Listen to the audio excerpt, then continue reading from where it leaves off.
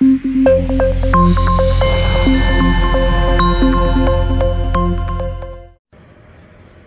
to Beyond Chiropractic. This is Dr. Manik Bhan, and today we're going to go over an exercise we've talked about in the past called the leg lifts.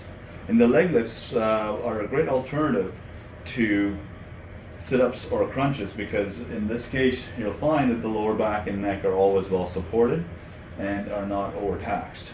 So we're going to set up here in the leg lift position, which is going to be 90 degrees at the hips and the knees bent a little past less than 90. So we're going to straighten them up a little bit more, making sure we're trying to relax your knees there, shaking them out, and make sure the weight is not in your legs, it's just hanging out in the lower belly. So we're going to start off with maybe a 3-second count on the way down to about there. Beyond this point, you find sometimes your lower back will start to arch. So we want to only make it to the point where you feel the lower back about to kick in.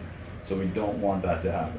Now, a harder version of this would be to be able to plant your upper body into the ground a little harder, arms planted, and then we're going to be able to lift the pelvis up off the ground with the legs. So we're going to try to come in, bring the legs in, and pop up. Now we have to make this a nice, slow, controlled motion, fighting it on the way down.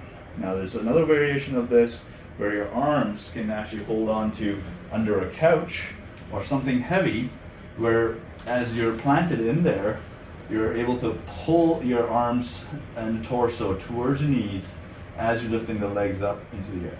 So controlling it on the way down, 3, 2, 1, and breathe out through the movement. Okay, so we're going to make sure that we're always breathing, especially when we're doing the extension.